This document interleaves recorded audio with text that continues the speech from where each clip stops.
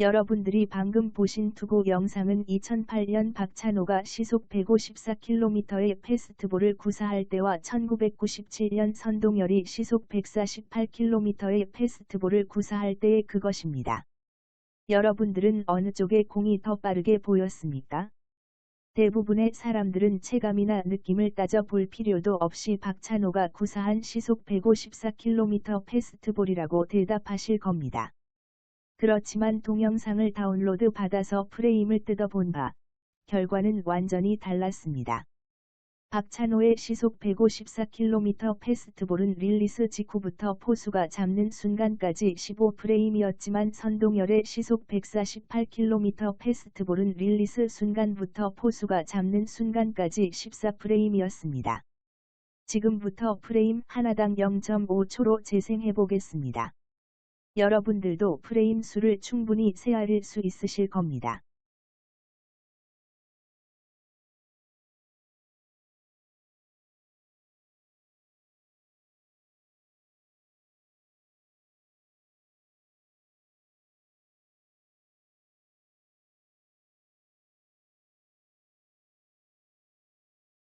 이번에는 2008년 박찬호가 화면에 98마일, 그러니까 시속 158km를 찍을 때의 영상과 1997년 선동열이 시속 148km의 패스트볼을 구사할 때를 비교해 보겠습니다.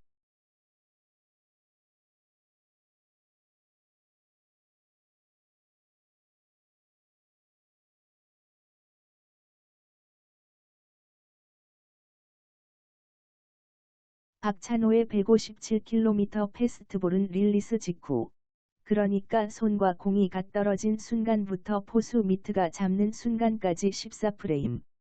선동열의 148km 패스트볼은 릴리스 순간, 손과 공이 붙은 상태에서 포수 미트가 잡는 순간까지 14프레임. 이번에도 선동열의 시속 148km 패스트볼이 더 빠르다고 여겨집니다. 일단 1번 프레임을 보면 박찬호의 그것은 손과 공이 분리, 손목이 내전하는 상태인 것에 반해 선동열의 그것은 공과 손가락 끝이 아직 분리가 되지 않은 것으로 보입니다. 때문에 1번 프레임 기준에서는 박찬호의 공이 조금 더 빨리 출발했습니다. 하지만 14번 프레임에서는 양쪽 모두 동일하게 포수 미트 속으로 사라집니다.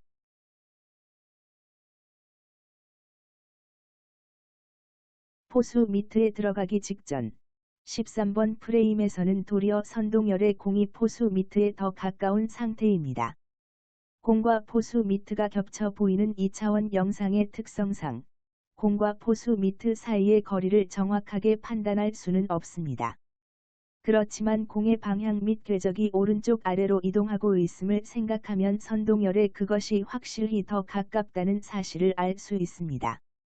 박찬호는 저 상태에서 오른쪽 아래로 좀 더 이동해야 포수 미트에 도달할 수 있는 위치인 것에 반해 선동열의 그것은 오른쪽 아래로 더 이동한다면 사실상 포수 미트를 벗어날 수밖에 없는 위치에 있기 때문입니다.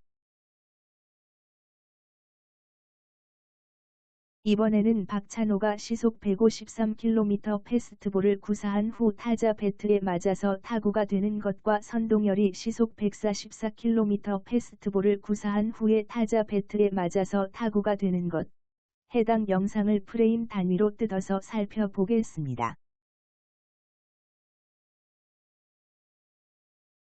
이번에도 선동열의 시속 144km 패스트볼이 더 빠른 것으로 나타납니다. 선동열은 릴리스 순간부터 배트에 맞아서 타구가 되는 순간까지 13프레임.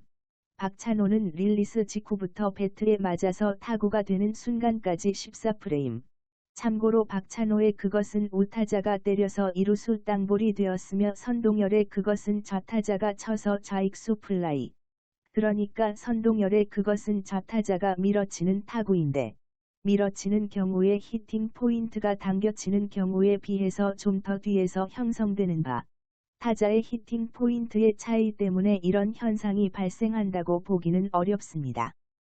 참고로 박찬호의 시속 153km 패스트볼은 50피트 지점에서 측정이 된 것으로 최근 스탯캐스트 기준 보정 구속은 154km에 해당합니다. 그러니 선동열의 시속 144km 패스트볼이 박찬호의 시속 154km 패스트볼보다 더 빨랐다는 이야기죠. 또한 선동열의 투구 영상을 보면 초속이 144km, 종속이 140km라고 화면에 나오는데 이건 명백히 잘못된 것입니다.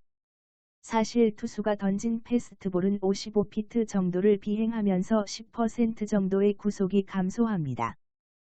때문에 초속 기준 시속 144km 패스트볼이라면 종속은 130km가 되어야 합니다. 근데 초속이 144km인데 종속이 140km. 참고로 구속 실킬로미터의 차이라면 선동열과 박찬호의 그것은 도달 위치에 있어서 1m 이상에 해당하는 차이가 발생해야 합니다. 그렇지만 실상 프레임 분석을 해보면 선동열의 그것이 포수 미트에 더 빨리 도달하는 것입니다. 그렇다면 왜 이런 현상이 발생했을까요? 이유는 두 가지입니다. 하나는 선동열의 구속을 측정한 스피드건과 박찬호의 구속을 측정한 스피드건이 완전히 다른 종류라는 것. 또 다른 하나는 선동열이 박찬호에 비해서 릴리스 익스텐션이 훨씬 더 긴 투구폼을 가지고 있기 때문입니다. 지금까지 보신 영상들 속에 나타난 선동열의 148km 패스트볼 투구는 라건이라는 구형 스피드건에 의해서 측정된 것으로 여겨집니다. 참고로 구형 라건은 구형 저그스건에 비해서 평균 5에서 6km 정도의 구속이 낮게 측정됩니다. 반면 2000년대 들어서 가장 많이 사용되고 있는 스토커 스피드건은 구형 저그스건보다 평균 1에서 2km 정도의 구속이 더 높게 측정됩니다. 때문에 라건에서 측정된 148km는 동시대 저그스건 기준 153에서 154km 정도, 2000년대에 많이 사용이 된 스토커건 기준 154에서 156km 정도에 해당하는 구속입니다. 여기에 더해서 선동열의 투구폼은 박찬호의 투구폼보다 릴리스 익스텐션, 그러니까 투수판에서 릴리스 포인트까지의 거리가 훨씬 더 긴 투구폼에 해당합니다. 박찬호는 이 거리가 180cm 전후로 여겨지는 것에 반해 선동열은 220cm 전후로 여겨집니다. 이로 인하여 시속 155, 156km 정도의 패스트볼을 구사했을 때 4km 정도가 더 빠른 시속 159, 160km에 해당하는 효과를 발생시킵니다. 때문에 2008년 박찬호가 구사했었던 시속 157, 158km 패스트볼보다 포수 미트에 더 빨리 도달하는 것이 가능했습니다. 위의 사진을 보시면 카메라 앵글로 인하여 왜곡이 발생, 완전 측면이 아니라는 점을 감안하더라도 선동열이 자신의 신장보다도 더 긴 스트라이드를 가진 것에 반해 박찬호는 신장에 비해서 짧은 스트라이드라는 사실은 충분히 알 수 있습니다. 선동열의 전성기 때 스트라이드 길이는 7발자국 정도로 알려졌으며 박찬호는 6발자국 정도로 알려졌는데, 선동열의 발 사이즈가 270mm인 것에 비해서 박찬호의 발 사이즈는 295mm 정도, 스파이크 등을 착용했을 때의 발자국 길이가 1cm 정도 더 길어진다는 점을 감안하면 선동열의 스트라이드 길이는 196cm 정도, 박찬호의 스트라이드 길이는 183cm 정도로 추정이 됩니다.